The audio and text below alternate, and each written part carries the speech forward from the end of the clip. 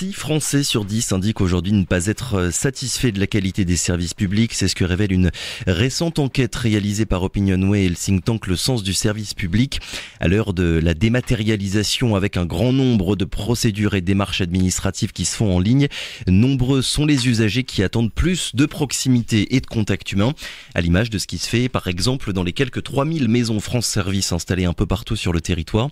En Guyane, la première a ouvert ses portes il y a 5 ans maintenant. On en compte aujourd'hui 23, des structures soit fixes, soit itinérantes, avec l'objectif d'avoir un guichet unique et des agents polyvalents capables de répondre aux besoins des usagers, régler un problème d'URSSAF, d'assurance maladie, d'impôts, s'inscrire à France Travail, anciennement Pôle emploi, ou même demander des informations pour une procédure judiciaire. Alors 5 ans après le lancement des France Service, quel retour en faire? Qu'est-ce qui marche moins sur le territoire?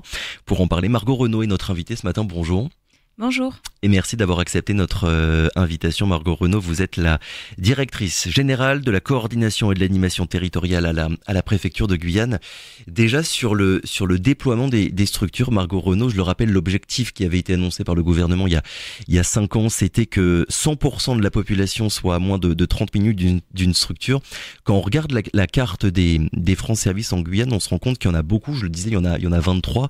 Est-ce que cet objectif, d'avoir un réseau suffisamment important sur tout le territoire pour à la fois réduire les temps de déplacement et puis pour que n'importe quelle personne puisse aller toquer à la porte d'une France Service sans perdre trop de temps? Est-ce que cet objectif-là, début 2025, il est atteint? Alors, je dirais que oui, cet objectif, il est atteint pour plusieurs raisons. La première, c'est que aujourd'hui, il n'y a plus 23 France Service, mais depuis la fin de l'année 2024, nous avons 25. France Service avec 2 nouvelles labellisations. Une première à Regina, qui est une France Service qui est ouverte, pour l'instant dans des locaux provisoires, mais de nouveaux locaux seront disponibles dès construction. Et ensuite, un bus France Service qui a été également labellisé en fin d'année 2024 pour Saint-Laurent-du-Maroni. Et celui-ci n'est pas encore ouvert, mais il ouvrira courant 2025, le temps de finaliser les aménagements du bus. Et cette question du bus, elle permet aussi de répondre un peu à votre deuxième interrogation, qui est la proximité de ces France Service vis-à-vis des usagers.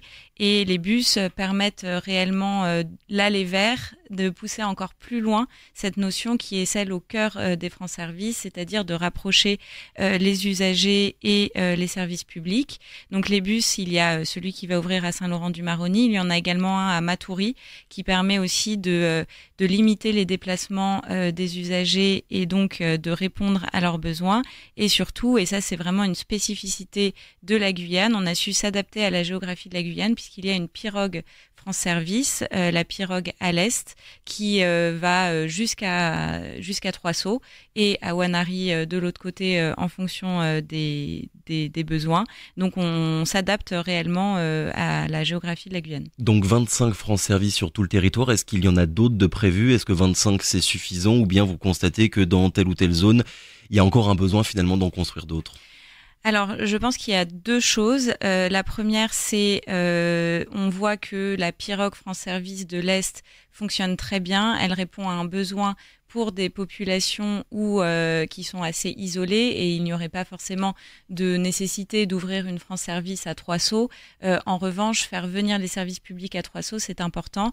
Et de manière similaire, à l'Ouest, pour l'instant, il n'y a pas de pirogue France Service. Il y a une France Service qui va ouvrir à Maripasoula, mais on pourrait imaginer, et c'est un projet de la préfecture qu'on déploiera d'ici la fin de l'année 2025, d'ouvrir aussi une pirogue à l'ouest pour desservir notamment les écarts sur le Haut-Maroni. Donc c'est vraiment en fonction de la géographie, les besoins de la population, l'urbanisme que vous déciderez de soit mettre en place une structure fixe, soit une France Service itinérante. Oui, tout à fait. Et on peut également imaginer, et ça dépendra aussi de la volonté des municipalités, dans certaines communes, d'augmenter le nombre de France Service quand on identifie des besoins importants. Donc, on peut avoir des demandes d'avoir 2 maisons France Service dans une commune, soit parce que la commune est très étendue, soit parce que il y a une France Service, mais qui est un peu embolisée par le nombre de demandes. L'idée, juste avant d'entrer en studio, vous m'en parliez, c'était de casser le réflexe avec les francs services, de penser que c'est forcément à Cayenne qu'on va venir faire ces démarches administratives. Est-ce que cette habitude-là, cette image-là, peu à peu depuis 2020, elle s'est cassée, ou bien il y a encore des personnes finalement qui habitent à Iracoubo ou Regina et qui continuent de venir à Cayenne pour faire leurs démarches? Alors, il y a un effet assez paradoxal où, en effet, on a beaucoup de demandes dans les francs services de Cayenne, mais ce sont donc des Cayennais, bien entendu, et aussi des personnes qui sont de Rémire-Montjoly, de Matoury, de Macouria, donc plutôt les communes alentours. Parce que les francs services qui ont le nombre d'accompagnements le plus important, ce sont les francs services de Saint-Georges et de Saint-Laurent-du-Maroni, qui montrent bien que dans ces communes qui sont de chaque côté de la Guyane et assez éloignées de Cayenne, on a bien pris en compte le fait qu'on pouvait avoir des services publics à proximité, et on note un peu dans le même ordre d'idées des taux d'accompagnement et un nombre de demandes très importantes aussi pour les francs services de Sinnamary ou d'Iracoubo qui marchent extrêmement bien et qui reçoivent beaucoup de public. Donc on est en train de casser cette image, mais il y a encore un effort à faire, je pense, pour expliquer à l'habitant de Matoury qu'il n'a pas besoin de venir à Cayenne et qu'il y a 2 francs services en plus à Matoury. On reviendra évidemment dans quelques minutes sur l'efficacité du dispositif, mais d'abord parce que je pense qu'il y a peut-être des personnes là qui sont en train de nous écouter et qui n'ont jamais mis les pieds dans une France Service. J'en ai un petit peu parlé en introduction, mais ça pourrait être intéressant de revenir sur concrètement comment est-ce que ça marche une France Service, Margot Renaud. On y va pourquoi et c'est quoi la procédure entre guillemets? Alors, quand vous êtes un usager et que vous avez besoin de faire une démarche administrative, donc il y a beaucoup de choses aujourd'hui qui se font de manière dématérialisée, mais ça peut être un frein pour certains usagers. Et l'objectif de la France Service, c'est vraiment de réduire cette fracture numérique et aussi cette fracture territoriale. On en a parlé précédemment. Donc vous arrivez dans une France Service, vous n'avez pas besoin de prendre de rendez-vous. Le dispositif est gratuit, il est ouvert aux horaires de bureau, et vous allez être à votre arrivée accompagné par un conseiller France Service qui va vous demander quelle est la démarche que vous souhaitez réaliser et qui va vous accompagner dans cette démarche. Et ces démarches, ce sont celles qui sont proposées par les 12 partenaires nationaux de France Service. Donc on va avoir par exemple les allocations familiales, l'assurance maladie, les finances publiques, donc les impôts. Et donc ce sont vraiment des démarches du quotidien qui aujourd'hui peuvent se faire dans les maisons France Service. Et j'ai lu qu'il n'y avait pas besoin de rendez-vous, c'est bien ça, c'est important. Parce que bien souvent, c'est un aspect finalement qui peut décourager énormément de personnes d'aller se rendre à la CAF ou je ne sais où pour établir une démarche ou une procédure, parce qu'il faut un rendez-vous et parfois ça peut un petit peu compliquer les choses. Tout à fait, c'est un accompagnement qui se fait sans rendez-vous et qui est, je le précise, c'est important mais ça me paraît évident, qui est gratuit pour les usagers guyanais. Sur le profil des personnes qui se rendent dans les France Service, Margot Renaud, j'ai lu que, alors c'est des chiffres qui concerne le niveau national, mais que c'était majoritairement des personnes qui avaient plus de 50 ans à peu près. On constate à peu près la même chose en Guyane, ou bien c'est un petit peu plus équilibré selon les âges? C'est plus équilibré en Guyane, mais c'est lié aussi à la démographie guyanaise qui est différente de celle de l'Hexagone. On a bien sûr, comme j'indiquais, des personnes âgées qui font face à une forme de fracture numérique et qui ne savent pas forcément faire leur démarche en ligne.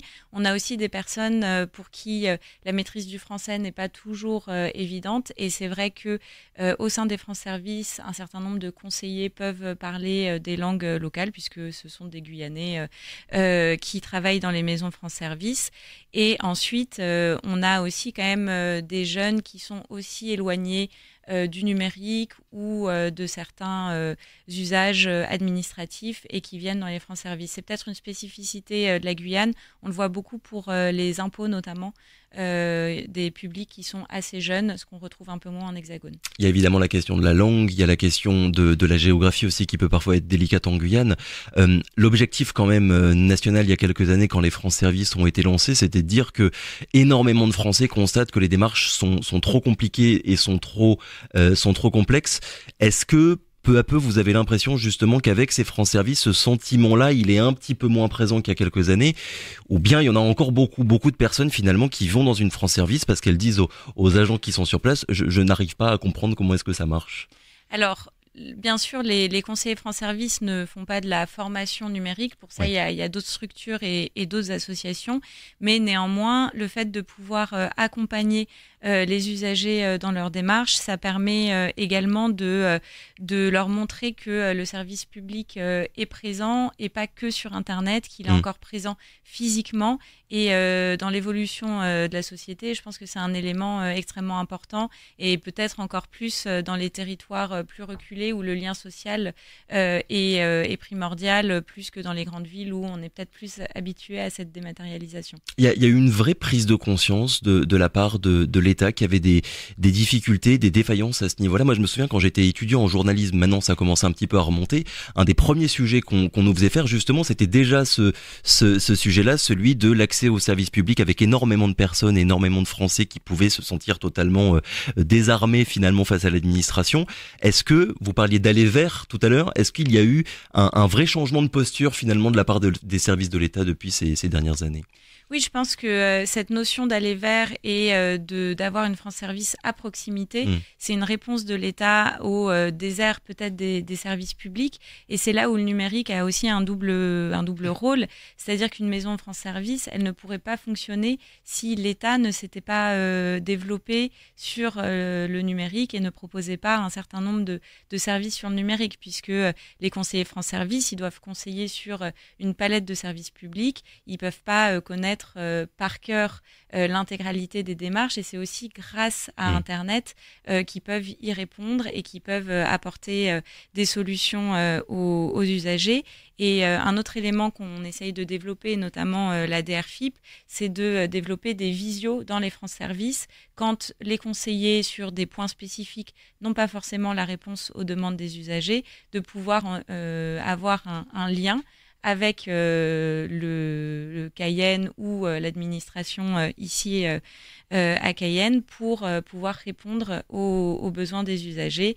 Et ça, c'est quelque chose qui pourrait approfondir encore l'offre de services des France Services. Donc pour aussi casser un petit peu l'image du service public qui n'est accessible que de telle heure à telle heure, avec une efficacité parfois du dispositif qui est un petit peu à remettre en question.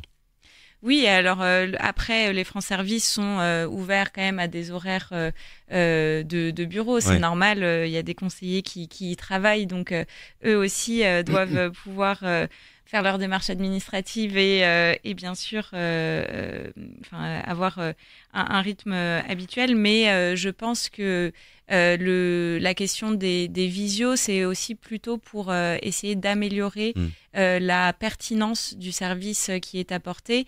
Et en réalité, c'est un des enjeux pour les France Services, c'est celui de maintenir un niveau de compétences des conseillers France Service.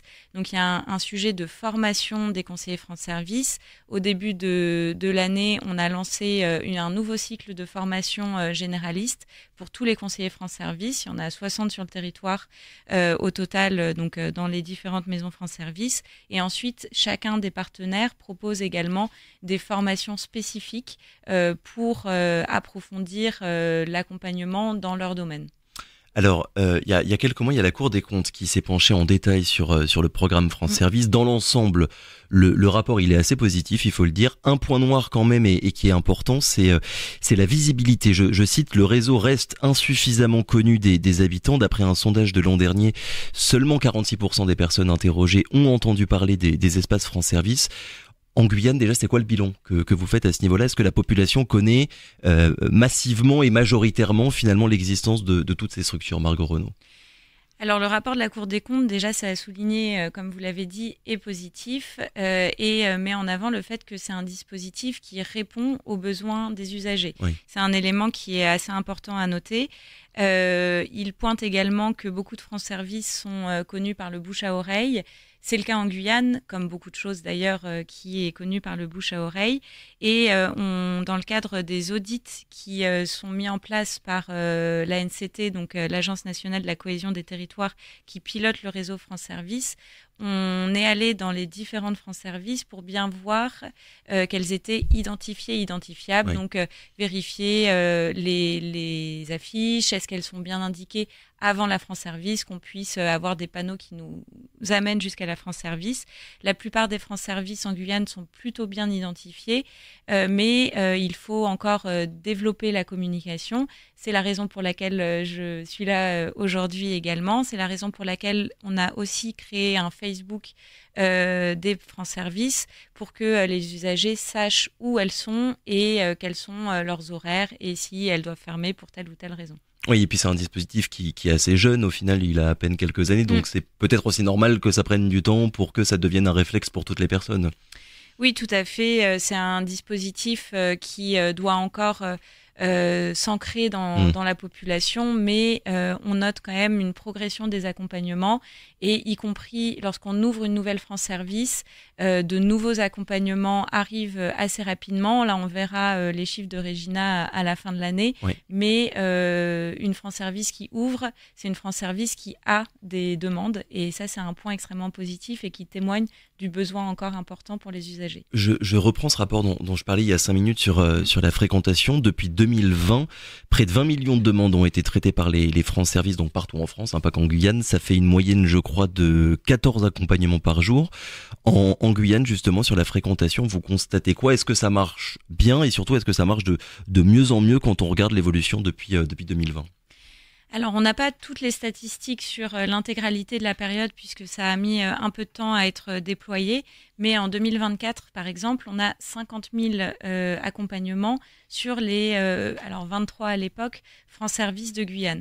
Donc, c'est un chiffre qui est extrêmement important avec des France Service comme celle de Saint-Laurent-du-Maroni qui a 8 500 accompagnements par an, ce qui est extrêmement important, 5 000 pour Saint-Georges. Donc, on voit que ça répond à un vrai besoin de la population. Face à cela, il y a certaines adaptations à faire, notamment améliorer parfois l'accueil dans les France Service, peut-être augmenter parfois le nombre de conseillers, et c'était aussi une des autres orientations du rapport de la Cour des comptes pour pérenniser la structure, de pouvoir augmenter les financements, et c'est ce que fait la NCT puisque les France Service donc sont soutenus financièrement bien entendu par l'État, et en 2025 l'accompagnement financier de l'État augmente à hauteur de 45 000 € alors qu'il était à 30 000 € à la création des France Service. Donc on voit aussi que le dispositif s'adapte pour répondre aux besoins. Puisque vous parlez d'adaptation, Margot Renaud, si on fait du commune par commune, est-ce qu'on vous remonte à peu près les mêmes choses entre la France Service de Soula, par exemple, ou celle de Grand-Santi? Non, on voit que les besoins et les difficultés sont différentes. Ouais. Alors, sur les France Service qui sont sur les fleuves, on peut avoir des problèmes de connexion, de connectivité qui sont indispensables pour faire fonctionner les France Service.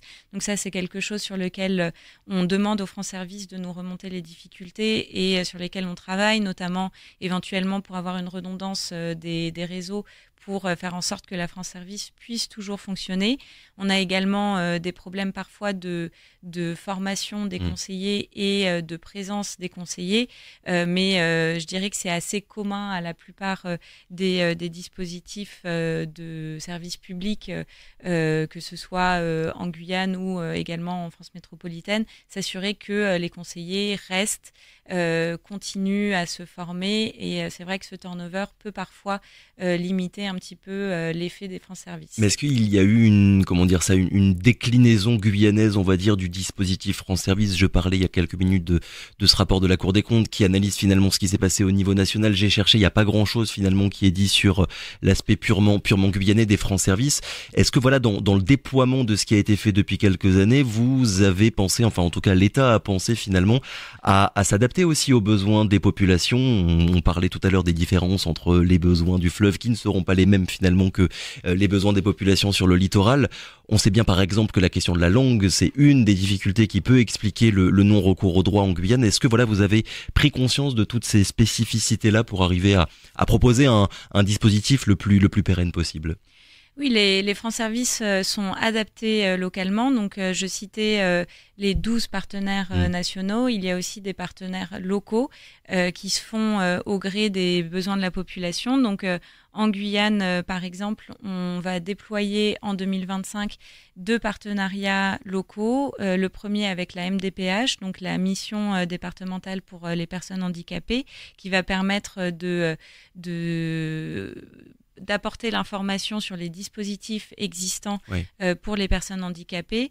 Le deuxième dispositif, c'est les défenseurs des droits, qui fera aussi des permanences dans les maisons France Service. Donc ces partenariats existent en Guyane parce qu'on a vu un besoin spécifique en Guyane. Après, dans certaines France Services, il y a aussi d'autres services qui sont apportés, y compris des services hors champ des services publics habituels. Donc, il y a des associations.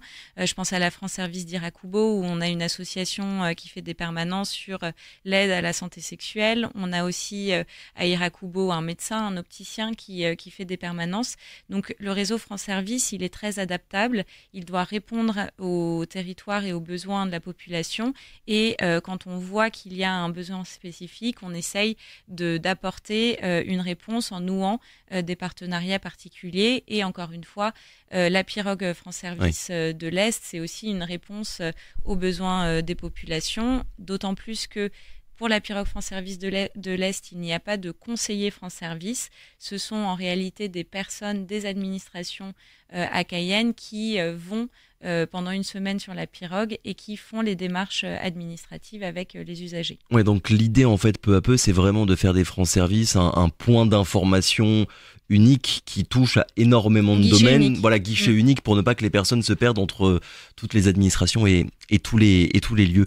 Le lien, Margot Renaud, entre l'État, les collectivités, la CTG, la mairie, comment est-ce que ça se passe ? On sait bien que nos démarches, selon les sujets, elles ne concernent pas toujours la même structure. Parfois c'est l'État, parfois c'est la mairie. Est-ce qu'une France Service essaye de répondre finalement à toutes les problématiques ? Alors, les France Service, ce qu'il faut savoir en préambule, c'est qu'elles ne sont pas généralement portées par l'État. En fait, elles sont portées par 4 types d'acteurs différents en Guyane, par la Poste, par le milieu associatif. En Guyane, c'est Guyaclic qui porte les France Service, par les mairies. Donc là, ça permet aussi d'apporter d'autres réponses parfois que dans les autres France Service, puisqu'on est proche des mairies et des locaux municipaux, et par les sous-préfectures. Donc j'ai cité la France Service de Saint-Laurent-du-Maroni ou la pirogue France Service. Néanmoins, ce sont normalement des démarches administratives qui sont plutôt côté État, donc avec la CAF par exemple, la DERFIP comme je l'ai cité, mais en fonction de où est positionnée la France Service et de qui sont les conseillers France Service, on peut aussi apporter des réponses sur d'autres démarches. Dans les France Service Guyaclic, en général, il y a des dispositifs informatiques qui permettent de répondre aux demandes des usagers, y compris lorsqu'elles ne concernent pas forcément les services publics qui sont les partenaires nationaux, mais il y a quand même une formation qui est spécifique pour les 12 partenaires nationaux dont j'ai parlé. Donc les conseillers sont plus à même de répondre sur ces sujets-là. Oui, parce qu'en fait, quelque part, c'est un peu un des effets de la décentralisation avec des compétences qui ont été attribuées à telle ou telle collectivité. C'est que, alors, parfois c'est très bien, évidemment, dans les faits, mais concrètement, ça peut poser des difficultés en fait aux usagers de ne pas savoir si ça va être la mairie, l'État, la collectivité, la CTG. L'idée, voilà, là, c'est de regrouper un petit peu à peu près toutes les mêmes choses au même endroit. Et en tout cas d'apporter des réponses aux citoyens et à d'orienter l'usager. Les personnes. Exactement, même si la France Service n'est pas en mesure de répondre à l'intégralité des demandes, ce sont des personnes, les conseillers France Service, qui sont familiarisés avec les démarches administratives et qui vont donc pouvoir indiquer à l'usager qu'il doit plutôt se rendre en mairie ou ailleurs pour pouvoir répondre à la demande. Alors on sait qu'en Guyane, il y a un vrai sujet sur ce qu'on appelle le non non-recours, donc quand des personnes peuvent bénéficier d'un droit ou d'une prestation mais qui n'en profitent pas pour tout un tas de raisons. Je cite souvent ce compte-rendu du défenseur des droits qui date de 2016 et qui disait qu'en Guyane, la protection des droits fondamentaux, elle ne trouvait pas un niveau de garantie suffisant. Est-ce que d'après ce qu'on vous rapporte, je ne sais pas si c'est possible de le quantifier, mais est-ce qu'avec l'arrivée des francs services, ce problème de non-recours, il s'améliore peu à peu au fil des ans? Alors, on n'a pas de statistiques sur ce point-là, et c'est difficile de qualifier et de mesurer l'effet des francs services sur le non-recours, puisque par définition, on ne peut pas vraiment savoir si la franc service va donner lieu ou pas à un recours. En revanche, le fait d'apporter le service public à proximité des usagers, ça permet quand même de faciliter leur démarche administrative et normalement, en toute logique, ça doit permettre d'améliorer l'accès aux dispositifs, notamment aux dispositifs sociaux. On voit d'ailleurs que parmi les services qui sont le plus demandés et qui fonctionnent le mieux, on a la CAF et on a aussi l'assurance retraite ou l'assurance maladie pour les salariés agricoles, la MSA, pour lesquels on a énormément de demandes. On voit également dans les francs services qu'on a beaucoup de demandes puisqu'il y a des points d'accès au droit, et c'est un dispositif qui fonctionne assez bien avec la commission départementale d'accès au droit qui a des permanences, et donc là ça va plutôt répondre aux questions juridiques que peuvent se poser les usagers, mais c'est quelque chose qui fonctionne très bien et qui permet aussi d'apporter le droit aux usagers. Dernière question, Margot Renaud, il faut évidemment du monde pour faire tourner ces francs services. La Cour des comptes, encore elle, je la cite beaucoup ce matin, relève et souligne un manque d'attractivité salariale pour les postes de conseillers francs services parce que leurs missions, on l'a dit, sont complexes, il faut connaître beaucoup de choses. Est-ce qu'en Guyane, vous avez des difficultés à ce niveau-là pour arriver à recruter suffisamment de personnes et évidemment suffisamment de personnes compétentes? Oui, c'est un des enjeux pour la Guyane, comme pour les autres maisons France Service, vous l'avez souligné, c'est le recrutement et surtout la fidélisation des conseillers France Service. Oui. Pour cela, il faut qu'on poursuive l'accompagnement en formation qu'on leur propose pour valoriser encore davantage leur métier. Et je pense que la question du recrutement et de la fidélisation en Guyane, elle n'est pas propre que aux conseillers France Service, mais si on veut que le dispositif continue à fonctionner, on doit poursuivre sur ce volet-là, et en tout cas au sein des services de l'État, c'est quelque chose sur lequel on insiste, d'où cette formation début 2024, et on crée également un réseau des conseillers France Service pour qu'ils puissent échanger sur leurs bonnes pratiques, essayer d'améliorer leur travail au quotidien. C'est vraiment un des objectifs pour pouvoir déployer encore mieux le dispositif. Il n'y en a pas 23, comme je l'ai dit en introduction, mais bel et bien 25 sur tout le territoire guyanais, ces maisons France Service. Merci beaucoup, Margot Renaud, d'avoir été avec nous ce matin pour en parler, puisque, je le rappelle encore une fois, cela fait désormais à peu près 5 ans que les maisons France Service sont arrivées en Guyane. Merci encore. Merci. Très bonne journée.